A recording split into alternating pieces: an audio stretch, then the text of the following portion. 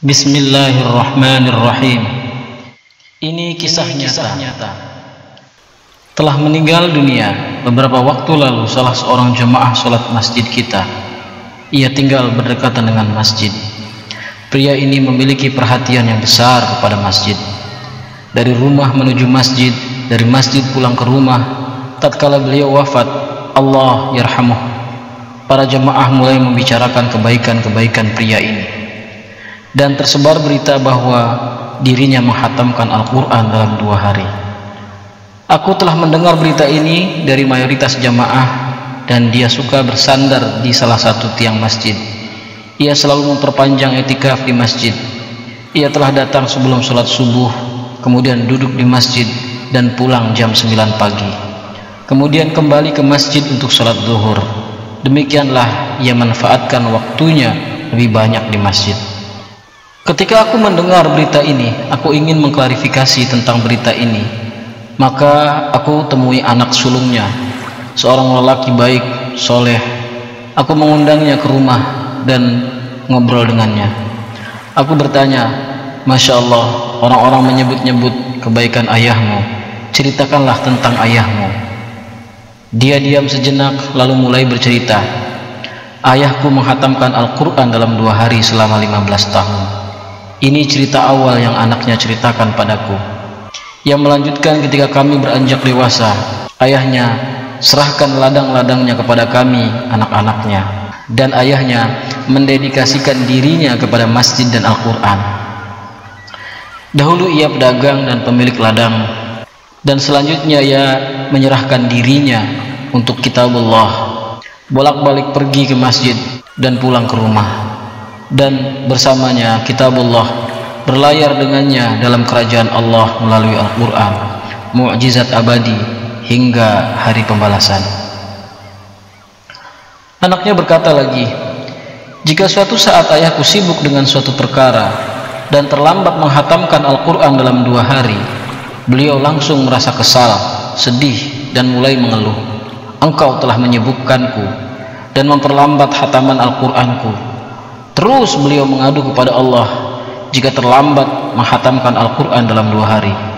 Tentu dalam sunnah Rasul untuk menghatamkan Al-Quran tidak kurang dari 3 hari. Akan tetapi Allah telah mengkaruniai pria ini dengan kebajikan bahwa ia mendedikasikan dirinya kepada Al-Quran. Maka dirinya telah menemukan surganya dan kebahagiaannya, yakni ia telah menemukan surga dunia. Aku ceritakan kisah ini kepada salah seorang teman yang mengatakan, gak mungkin ada seseorang yang istiqomah menghatamkan Al-Quran seperti ini kecuali ia telah menemukan harta karun. Karena ia manusia seperti kita yang suka bersenang-senang, jalan-jalan dan lain sebagainya. Tapi kenapa ia berkomitmen kepada kitabullah sepanjang waktu, bertahun-tahun untuk menghatamkan Al-Quran dalam 2 hari? Beliau telah dikekalkan dalam hal ini. Ia telah menemukan, merasakan manisnya iman. Ia telah menemukan taman, yakni duduk di rumah Allah bersama kitabnya, atau di rumahnya Allah Azza wa Jalla telah melimpahkan keberkahan dan hadiah darinya, karena Allah pemilik khazanah. Jika ia telah mencintaimu dan jika engkau telah menemukannya, maka engkau akan selalu bersamanya. Maka Allah bukakan keberkahan-keberkahan seperti ini. Orang-orang soleh selalu membicarakan tentang surga dalam kehidupan dunia. Orang-orang yang mengenal Allah merasakan nikmat manisnya iman dan kelezatan berdekatan dengan Yang Maha Pengasih, membicarakan dengan penuh keyakinan tentang surga dalam kehidupan ini, bahwa sesungguhnya di dunia ada surga, dan barang siapa yang tidak mau memasukinya tidak akan dapat memasuki surga akhirat. Dan adalah normal untuk merasakan kelegaan, kedamaian, dan ketenangan seperti itu, karena berdekatan dengan cahaya ilahi, cahaya bagi langit dan bumi. Allah Jalla wa'ala setiap kali bertambah dekat dengan Allah akan merasa bertambah lega, damai, dan tenang. Dan lebih lanjut lagi, anaknya menceritakan kepadaku setelah wafatnya ayahnya, bahwa ayahnya dahulu biasa memberikan sumbangan, sedekah, dan memberi nafkah anak-anak yatim yang anak-anaknya sendiri tidak banyak mengetahui. Anaknya berkata lagi, di masa hidup ayahnya, sumpah Kami sering kedatangan rizki-rizki yang tak terhingga.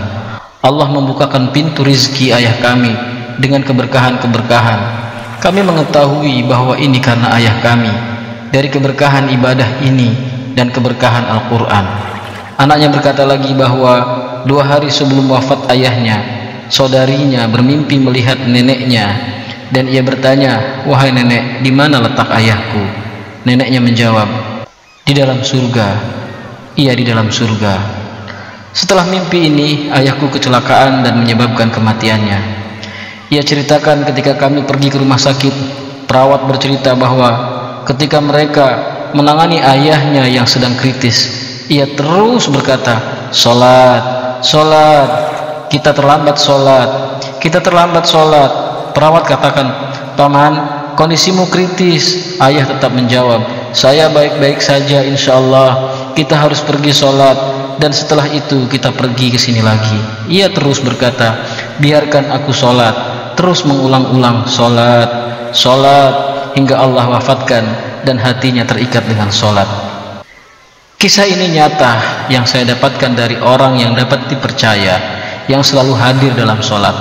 Maka orang alim berkata, wabah dan bencana hanya akan dicabut dari negeri, dari kampung, oleh karena manusia-manusia yang Allah cintai.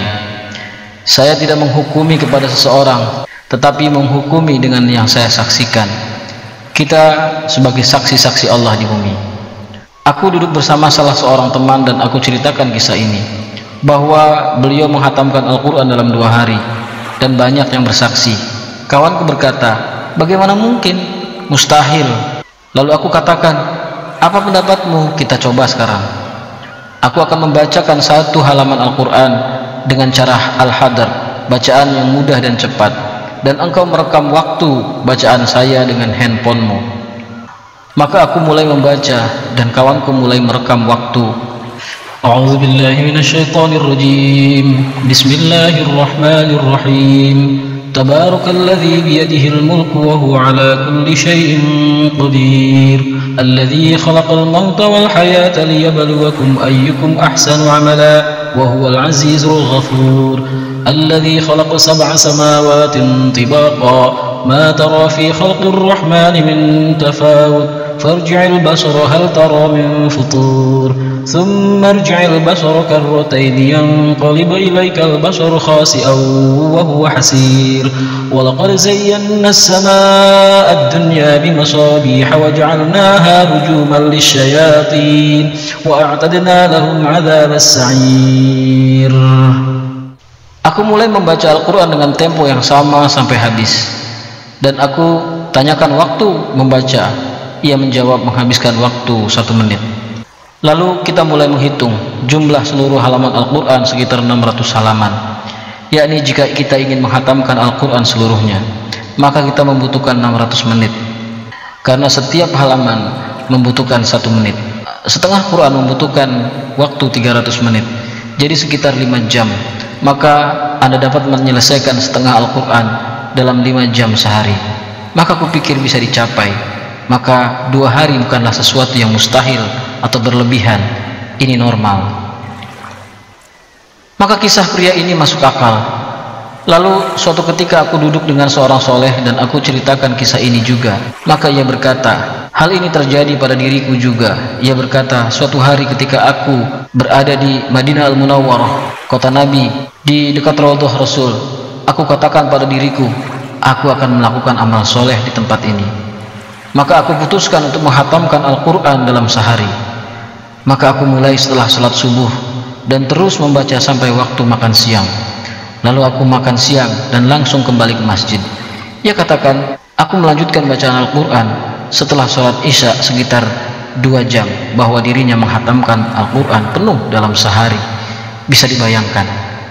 Maka jika Anda membaca kitab-kitab salaf bahwa mereka terbiasa menghatamkan Al-Quran penuh dalam sehari atau 2 hari, maka bisa dipercaya. Tapi karena kita mengabaikan, menelantarkan kitabullah, cahaya yang jelas ini, nurun mubin, maka kita menghakimi seseorang menurut perspektif kita dan berkembang kepada kebanyakan orang. Intinya bahwa saya tidak mewajibkan Anda untuk menghatamkan Quran dalam 2 hari, akan tetapi paling tidak kita dedikasikan sedikit waktu untuk kitabullah setiap hari selagi kita hidup. Meski kita sibuk, tidak sulit untuk membaca kitab yang mulia ini. Al-Quran yang mulia, hidayah bagi orang-orang beriman.